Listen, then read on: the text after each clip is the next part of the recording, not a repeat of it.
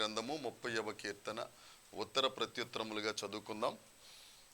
యెహోవా నా శత్రువులను నా విషయమై సంతోషింపనీయక నీవు నన్ను ఉద్ధరించి ఉన్నావు, అందుకై నేను నిన్ను కొనియాడుచున్నాను.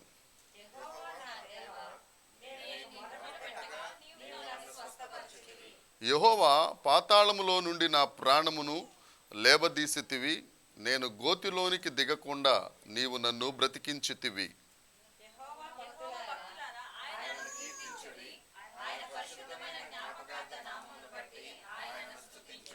ఆయన కోపము నిమిషమాత్రముండును, ఆయన దయ ఆయుష్కాలమంతయు నిలుచును. సాయంకాలమున ఏడుపు వచ్చి రాత్రి ఉండినను ఉదయమున సంతోషము కలుగును. యెహోవా దయగలిగి నీవే నా పర్వతమును స్థిరపరచితివి, నీ ముఖమును నీవు దాచుకొనినప్పుడు నేను కలత చెందితిని.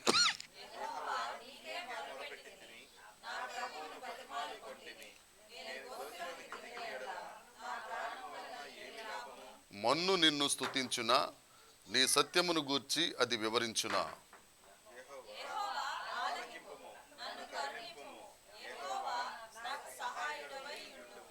నా ప్రాణము మౌనముగా ఉండక నిన్ను కీర్తించున్నట్లు నా అంగలార్పును నీవు నాట్యముగా మార్చి ఉన్నావు.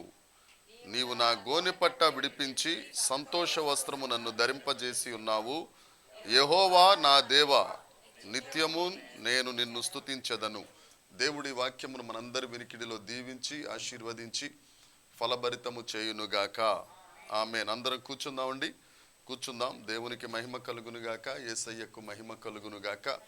ఈ 30వ కీర్తన, కీర్తనల గ్రంథం ఈ 30వ కీర్తన దావీదు గారు రాసిన కీర్తన. ఈ 30వ కీర్తన పై మాటలు మనం చూసుకుంటే గృహ ప్రతిష్టార్పణ గానము అంటే గృహమును ప్రారంభోత్సవము చేసినప్పుడు పాడదగిన కీర్తన ఈ 30వ కీర్తన. దేవునికి మహిమ కలుగునుగాక. అయితే దావీదు గారు తన రాజగృహమును ఆయన కట్టించి దానిని ప్రారంభోత్సవము చేయుచున్నప్పుడు పాడిన కీర్తనగా కొంతమంది చెప్తారు. దావీదు గారు మొత్తం శత్రువుల చేతి నుంచి విడిపించబడిన తరువాత, శత్రువుల యొక్క దాడి ఆయన మీద నుంచి వెళ్ళిపోయిన తరువాత, హీరాము రాజు ఆయనకు దేవదారు మ్రాలులను పంపించి రాజగృహమును కట్టించి సమస్త బాధలన్నిటి నుంచి విడుదల పొందిన తర్వాత వ్రాసిన కీర్తనని కొంతమంది చెప్తారు.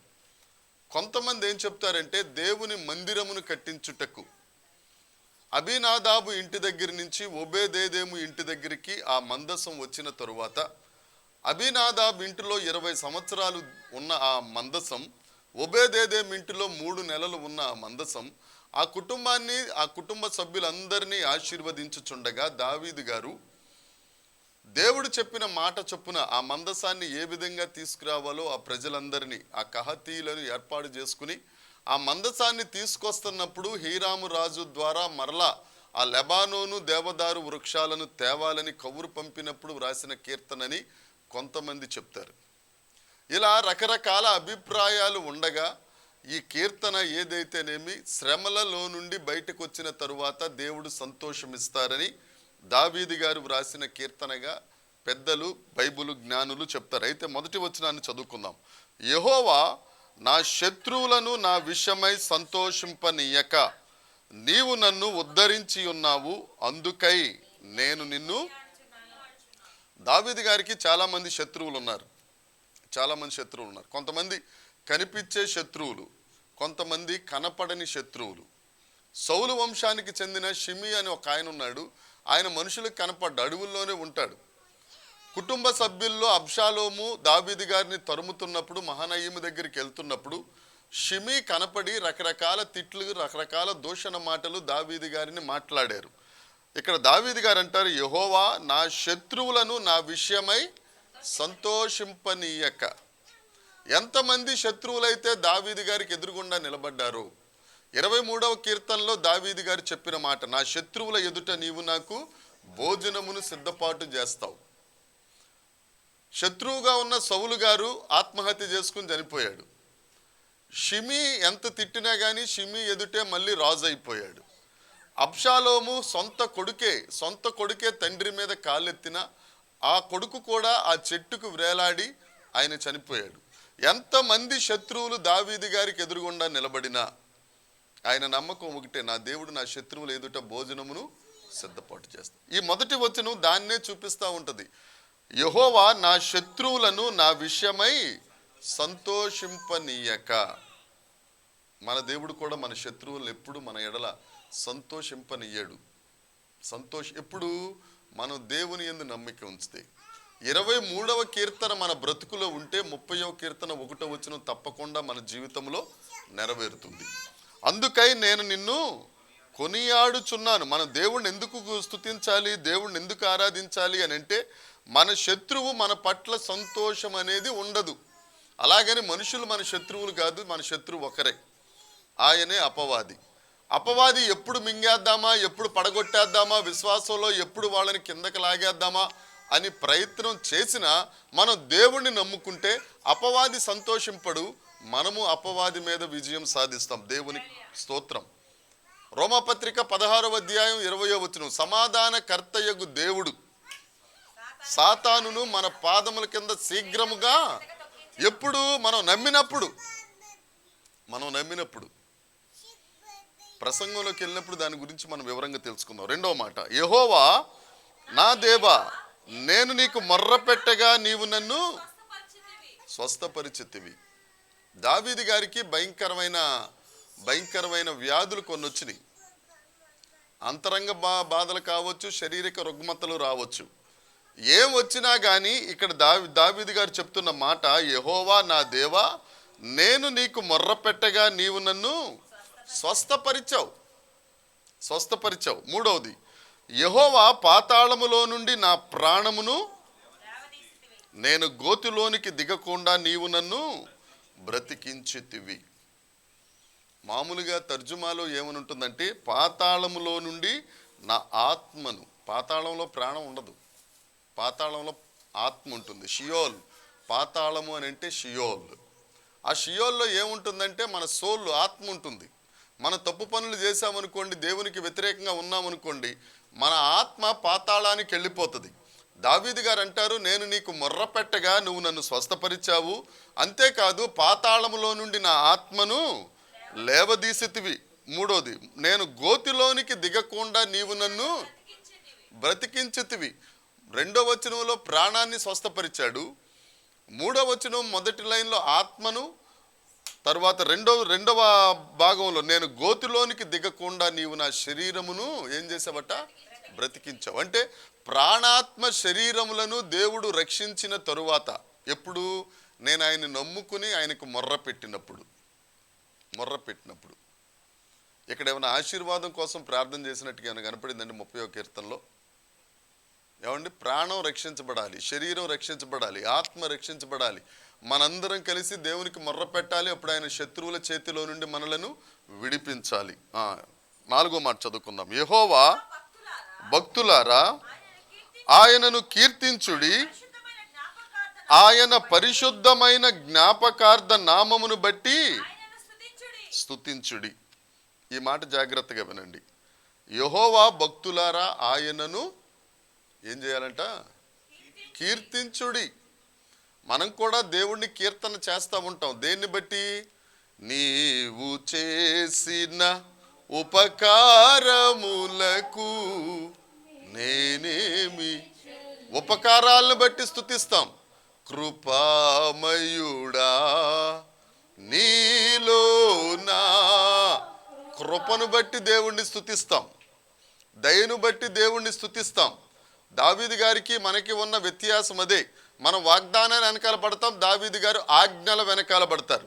మనం దయ, కృప, దాక్షిణ్యాలు, మేలులు, ఉపకారాలు వీటి వెనకాల పడతాం. ఇక్కడ 4వ వచనంలో దావీదు గారు అంటారు, ఆయన పరిశుద్ధతను బట్టి, దేవా నీ పరిశుద్ధతను బట్టి నేను నిన్ను స్తుతిస్తాను ప్రభువా. ఆయన కన్నులు పరిశుద్ధమైన కన్నులు, ఆ కన్నులు పాపాన్ని చూడలేవు. ఆయన పరిశుద్ధత అగ్ని వంటిది.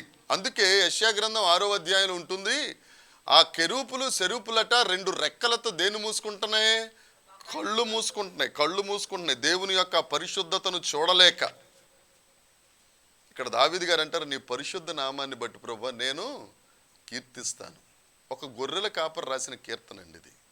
అసలు మన అంచుల్లోకి, మన తెలివికి ఎక్కడ అందని మాటలు ఇవి. మనం కీర్తించాలంటే 24వ సంవత్సరంలో ఒక నెల గడిచిపోయింది కాబట్టి దేవునికి స్తోత్రం. ఈ 24వ సంవత్సరంలో ఒక నెల మనల్ని సజీవ లెక్కలో లెక్కించాడు కాబట్టి స్తోత్రం. మనకి ఏమీ లోటు చేయలేదు కాబట్టి స్తోత్రం. ఈ మాటలే మనకు ఉంటాయి. దావీదు అంటాడు, నీ పరిశుద్ధ నామాన్ని బట్టి ప్రభువా నేను నిన్ను కీర్తిస్తాను. అలాగని దేవుడు పరిశుద్ధతే కలిగి పాపులని పట్టించుకొని దేవుడా? మనం పాపులమే. ఆ పరిశుద్ధునికి మనం అంటే పాపం అంటే ఆయనకి పడదు. అందుకని ఏం చేశాడు? మనల్ని పట్టించుట కొరకై ప్రేమ కలిగి ఆయన కుమారుడిని పంపించి సిలువ రక్తపు అనే ఆ కప్పు, లేకపోతే దాన్ని ఏమంటారు, ఆ కవర్ని తెలుగులో ఎలా చెప్తాం మనం? సిలువ రక్తమును మన మీద ఉంచి ఆ పరిశుద్ధత మనకిచ్చి మనతో సహవాసం చేయుచున్న దేవుడు. అందును బట్టి ఆయన అంటాడు, ఆయన పరిశుద్ధమైన జ్ఞాపకార్థ నామమును బట్టి ఆయనను స్తుతిస్తాను. ఆయన పరిశుద్ధతను బట్టి మనం స్తుతించాలి. ఆయన మనతో సహవాసం చేయటానికి ఆయనే ఆ పరిశుద్ధ రక్తాన్ని మనకి ఇచ్చినందుకు దేవుణ్ణి స్తుతించాలి. 5వ కీర్తన, ఆయన కోపము నిమిషమాత్రం ఉండును, ఆయన దయ ఆయుష్కాలమంతయు ఉండును. ఆయన కోపం పాస్టమ్మ గారికి బాగా ఇష్టమైన మాట ఇది. ఆయన కోపమట నిమిషమాత్రమే. ఆ నిమిషంలో ఏం జరుగుద్దో తెలుసా అండి? 29వ కీర్తనలోకి వద్దాం. ఆయన కోపం నిమిషమే, భరించగలమా? 4వ వచనం, యెహోవా స్వరము బలమైనది, ప్రభావము గలది, దేవదారు వృక్షములను విరుచును. 6వ వచనం,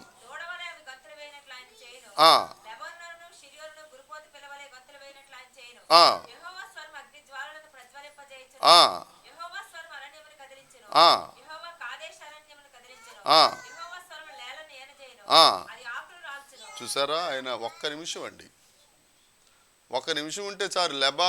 లెబానోను ప్రపంచంలో నెంబర్ 1 చెట్టు. అదేమైపోద్దట? మొక్కలైపోద్దట. అదేం చేస్తుందట? గొర్రెపోతులకు గంతులేస్తుందట. ఎవరికి? ఆయన స్వరం వింటే. లేళ్ళు ఈనడం అనేది భయంకరమైన పరిస్థితి. లేళ్ళు ఒక పిల్లని ఈనాలి అని అంటే అది ఆల్మోస్ట్ చచ్చిపోయి మన స్త్రీలు పడే వేదన కంటే భయంకరమైన వేదన లేళ్ల వేదన, అది ఈనాలంటే. అలాంటిది ఆయన స్వరం చెప్తే చాలు, ఒక మాట ఒకసారి అలా కోపంగా చూస్తే చాలు, ఎన్ని లేళ్ళైనా సరే ఈనేస్తాయట. అంత భయంకరమైనది. 29వ కీర్తన ఎప్పుడైనా అవకాశం వచ్చినప్పుడు ధ్యానం చేద్దాం. ఈ స్వరం వింటేనట మధ్యధరా సముద్రం పొంగిపోయి ఆరిన నేలగా అయిపోతుందట. ఆయన గాలి వీచగా, తూర్పు గాలిని ఆజ్ఞాపించగా మధ్యధరా సముద్రం కూడా ఆరిపోతుంది. ఉత్తరాన భీకరమైన మబ్బులు వచ్చేస్తాయి. ఈయన 29వ కీర్తనలో ఆయన స్వరానికి ఉన్న బలం, దేవుని కృప, అవకాశం ఉంటే ఎప్పుడన్నా ధ్యానిద్దాం. అంత భయంకరమైన ఆయన ఒక నిమిషం అంటే 60 సెకండ్లు. ఆ సెకండ్లు 100% కూడా మనం భరించలేం. దయచేసి ఆయన కోపాన్ని మాత్రం కోరుకోవద్దు. ఎంతసేపు ఆయన దగ్గర, ఆ బలిపీఠం దగ్గర పిచ్చుకల్లాగా, గోడబాతుల్లాగా, వానకోయిల్లాగా ఉండడానికే ఇష్టపడదాం. పిచ్చుక ఎంత మృదువైనది, ఎంత దీనమైనది. జాగ్రత్తగా గట్టిగా దెబ్బ కొట్టామనుకోండి, ట్విన్నీని కొట్టిన దెబ్బ పిచ్చుకుని కొడితే చచ్చిపోద్ది అంతే. అక్కడ ఆయన బలిపీఠం దగ్గర అంత మృదువుగా ఉండాలి, అంత దీనంగా ఉండాలి. ఆయన కోపం నిమిషమాత్రము, ఆయన దయ ఆయుష్కాలము. మన కీర్తనలు ధ్యానించుకుంటూ మనం చెప్పాం. ఎన్నో కీర్తన? 104వ కీర్తన. ఎన్ని తరాలు అండి? చెప్పండి, కొట్టండి, చప్పట్లు కొట్టండి. అలా నోరు ఆల్చుకుని చూడడమే కానీ అది దేవునికి స్తోత్రం. పొగుడుతున్నామంటే మీ అందరూ కోపం వచ్చేది, కానీ మరి రెండప్పుడు పొగడకుండా ఎట్టుంటాం? దేవుణ్ణి బట్టి పొగుడుట మేలే అయ్యారు. ఈ పొగడత మేలే. వేరే పొగడత పొగిడితే మీకు నేను శ్రమ తెచ్చినట్టు. చదువుదాం. సాయంకాలమున ఏడుపు వచ్చి రాత్రి ఉన్న ఉదయమున ఉదయమున సంతోషం. ఈ ఈ వచనం ఎక్కడ రాయబడి ఉంది? పాత నిబంధనలో చెప్పాలి జ్ఞానులు, పెద్దలు. 10 సార్లు బైబిల్ చదివిన నీకు నమస్కారం. నీకు తిరగే చప్పట్లు కొట్టాలి. ఆదికాండం 1వ అధ్యాయం చూడండి. అస్తమయమును ఉదయమును కలుగగా. ఎన్నిసార్లు రాసింది ఆ మాట బైబిల్లో? ఫస్ట్ మొదటి అధ్యాయంలో ఎన్నిసార్లు? ఇప్పుడు చూస్తున్నారా? ఆదికాండం 1వ అధ్యాయమే మనకు రాకపోతే ప్రకటన గ్రంథం 20వ అధ్యాయం 21వ అధ్యాయం ఎప్పటికి రావాలమ్మా? అయ్యయ్యో భక్తులారా, పరలోకానికి వెళ్ళిపోవాలని ఆశపడుతున్నాం మనం. దేవునికి స్తోత్రం. ఎన్నిసార్లు అయ్యారు అని చదవండి అయ్యారు. ఏడా అని అడగకూడదు, పరుగు తీసేస్తున్నారు మీరు. నది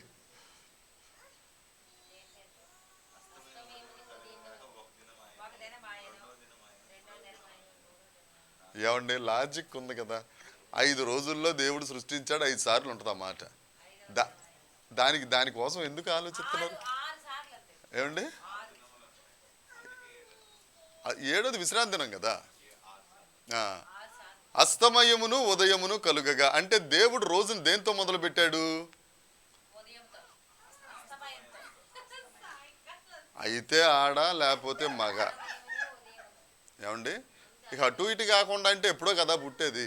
ఏం పాపమ్మ గారు? ఈ సబ్బాతు అస్తమయమును మిమ్మల్ని బైబిల్ క్విజ్కి తీసుకెళ్ళాలి.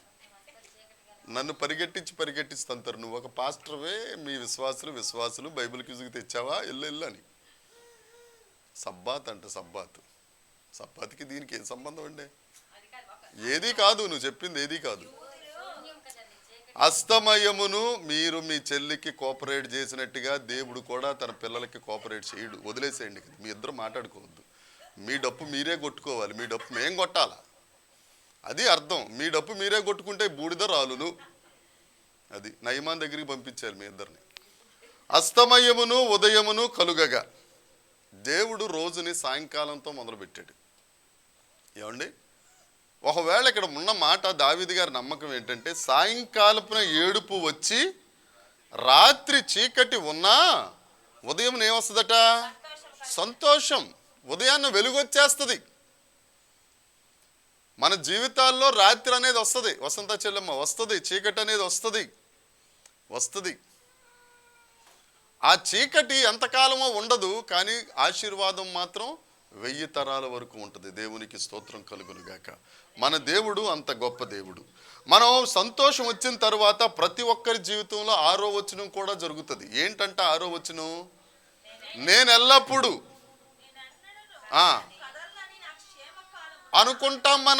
మన దగ్గర ఎప్పుడైతే ₹1,00,00,000 జేబులో ఉంటాయో, ₹1000 జీతం ఉంటుందో, మొదటి తారీఖున జీతం రాగానే అకౌంట్లో డబ్బులు కనపడతాయో అప్పుడు అనుకుంటాం ఇంక అప్పులే ఉండవు, హ్యాపీ, నెలంతా గడిపేయచ్చు అనుకుంటాం.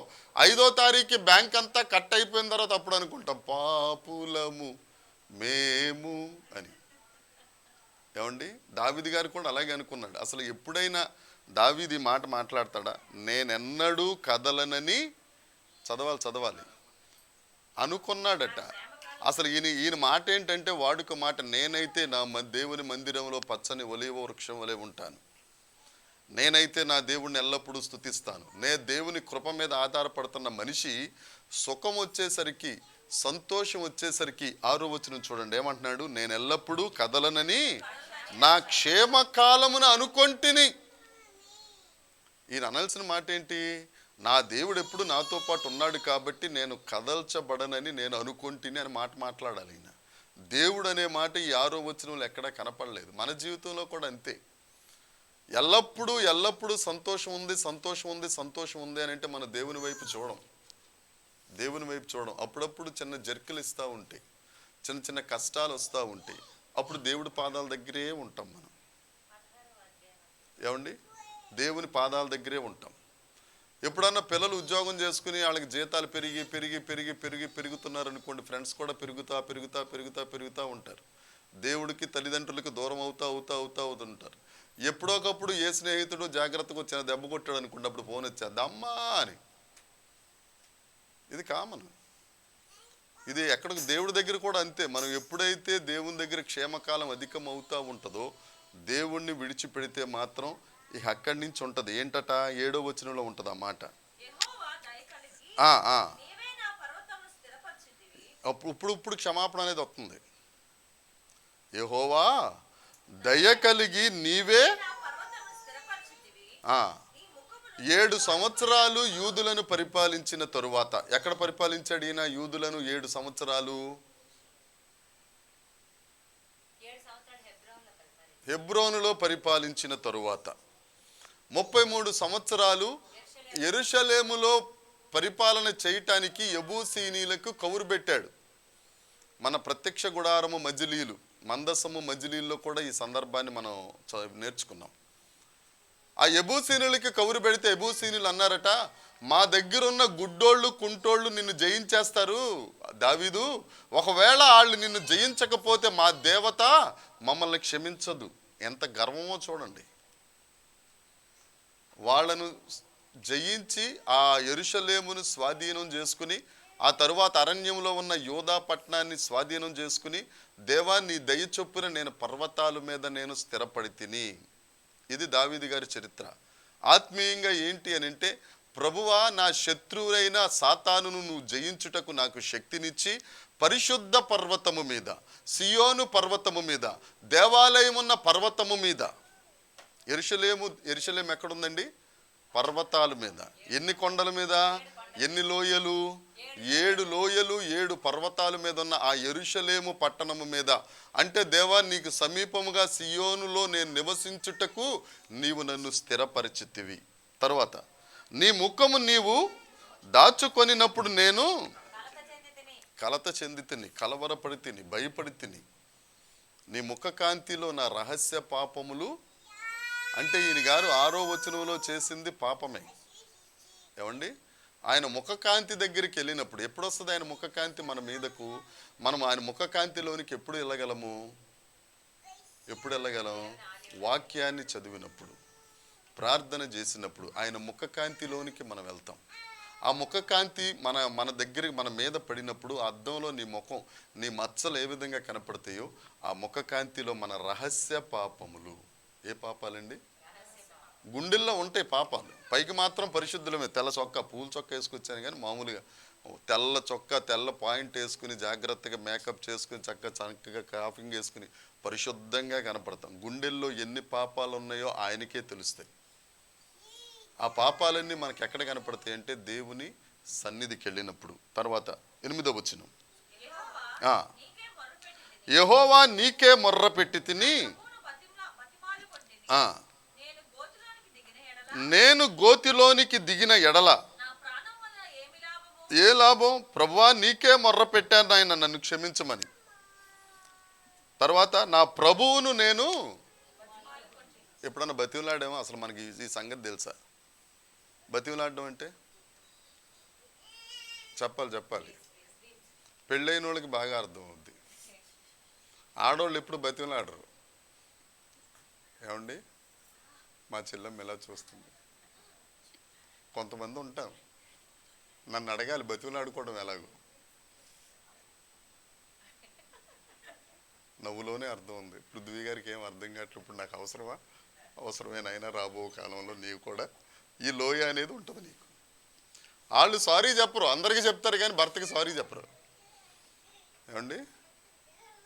మనం బతిమలాడుకోవడం, లేకపోతే కూరలు మాడిపోతే డేక్ష తిరగబడిపోద్ది అంతే.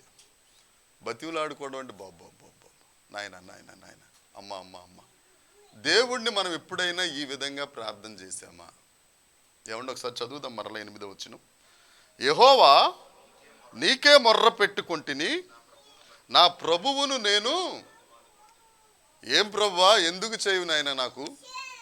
నేను ప్రతి ఆదివారం చర్చికి వెళ్తున్నాను, భక్తి చేస్తున్నాను, బైబుల్ చదువుతున్నాను, ప్రార్థన చేస్తున్నాను. నువ్వు నాకే ఎందుకు శ్రమనిస్తావు ప్రభువా? ప్రార్థన చేయని వాళ్ళందరికీ బాగా దీవిస్తున్నావు కదా, నేనంటేనే నీకు ఎందుకు అంత పడదు అని మాట్లాడతాం. కానీ ప్రభువా నాయన నన్ను క్షమించు ప్రభువా అని బ్రతిమలాడుకున్నది ఎప్పుడైనా ఉందా అమ్మా? బ్రతిమలాడుకున్నది ఎప్పుడైనా ఉందా? దేవుణ్ణి బ్రతిమలాడే విద్య, రోదన విద్య, ఇలాంటి విద్యలు ఒక 7 ఉన్నాయండి. ఈ విద్యల్లో ఒక విద్య కూడా నాకు తెలుసుండి నేను చెప్తున్నాను కదా, దేవుని సేవకునిగా, ఆత్మీయ తండ్రిగా, ఇక్కడ పాస్టర్ గారికి చెప్తున్నాను. ఒక్కరి దగ్గర నేను చూడలేదు. చూడలేదు. మనం మన టార్గెట్ ఎక్కడికి? పరలోకం వెళ్ళిపోవాలి. మనకా బస్ టికెట్ కొనే డబ్బులు ఉండవు ఏమండి. వెళ్ళిపోయి ఆ అమరావతి స్టాప్ దగ్గర నిలబడి నేను ఎక్కేస్తానంటే ఎందుకు ఎక్కించుకుంటాడా? డ్రైవర్ గారు ఎక్కించుకుంటాడా? వెళ్ళి పాసింజర్ ఎక్కి అంటాడు.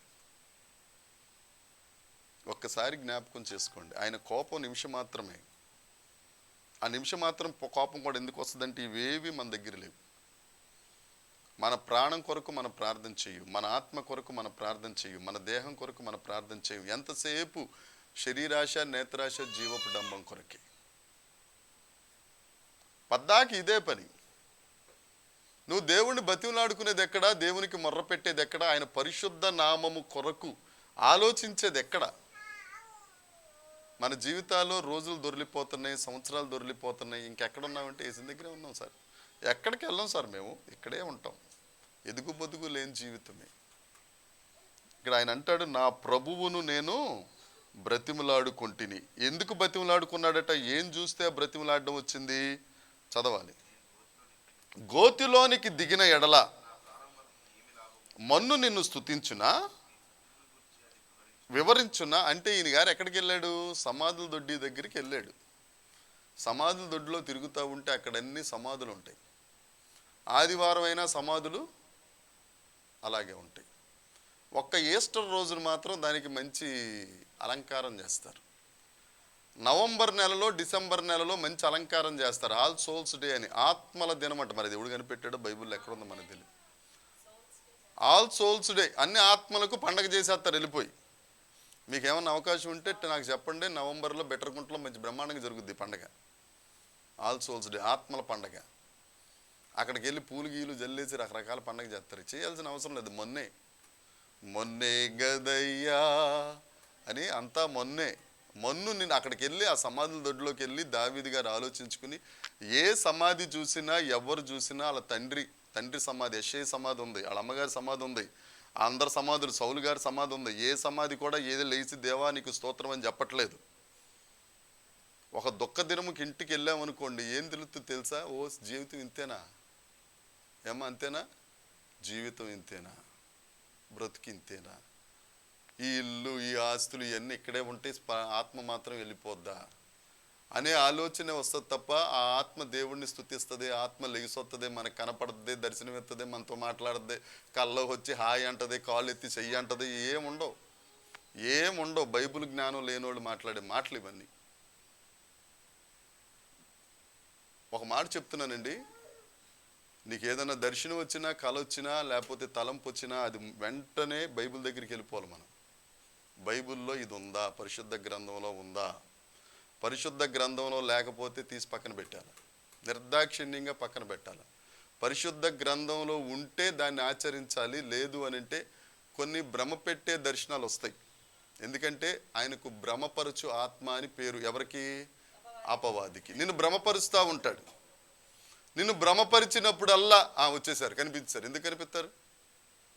యేసు ప్రభు అంటే పునరుద్ధానుడైన తరువాత అందరికీ కనపడ్డాడు. ఒక 500 మందికి కనపడి వెళ్ళాడు. ఆయన ప్రభువు పునరుద్ధానుడు కాబట్టి. మన పితరులు కానీ, మనతో ఉన్నవారు, మన స్నేహితులు కానీ, వాళ్ళెవరూ పునరుద్ధానులు కాదు, వాళ్ళు దేవుళ్ళు కాదు, మనలాంటి మట్టే. చచ్చిపోయిన మరు సెకండ్ ఎటు వెళ్ళిపోద్దో తెలియదు ఆత్మ. దేవుని యందు భయభక్తులు కలిగి ఉంటే పరదేశు, లేదు అంటే జాగ్రత్తగా పాతాళం. ఇక్కడ ఉంటుంది కదా, మన్ను నిన్ను చూడండి, బైబిల్ చూడండి, నా కాళ్ళు చాపే జాగ్రత్తగా, నా చెప్పు చెప్తావు అన్నట్టు.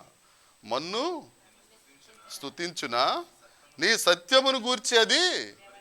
కాబట్టి ప్రభువా, నేను నిన్ను బ్రతిమలాడుకుంటాను ప్రభువా, నేను నీ దగ్గర మొర పెట్టుకుంటాను ప్రభువా. ఆ మొర పెట్టుకోవడం వల్ల ఏం జరుగుతుందో యాకర్ 2 వచనాల్లో ఉంటుందండి.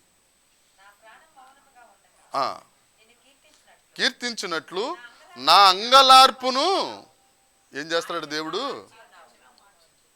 మన ప్రాణము మౌనముగా ఉండక, జాగ్రత్తగా గుర్తుపెట్టుకోండి, మౌనంగా ఉండకుండా ఈ పిచ్చి దర్శనాల కోసం, కళల కోసం, లేకపోతే నాకు సుఖం లేదు, సంతోషం లేదు, నా శత్రువులు ఇలాగ అయిపోయారు, ఈ పైన వచనాలన్నీ మనం మాట్లాడకుండా మన ప్రాణం ఎల్లప్పుడూ దేవుణ్ణే స్తుతించిన ఎడలా, మరొకసారి చెప్తున్నానండి, మన ప్రాణం ఎల్లప్పుడూ నువ్వు కూర్చున్నా, లేచినా, నిద్రించినా, ఏది చేసినా నువ్వు దేవుణ్ణి స్తుతించేటట్టుగా ఉంటే, ఏం చేస్తాడట దేవుడు? అంగలార్పును తర్వాత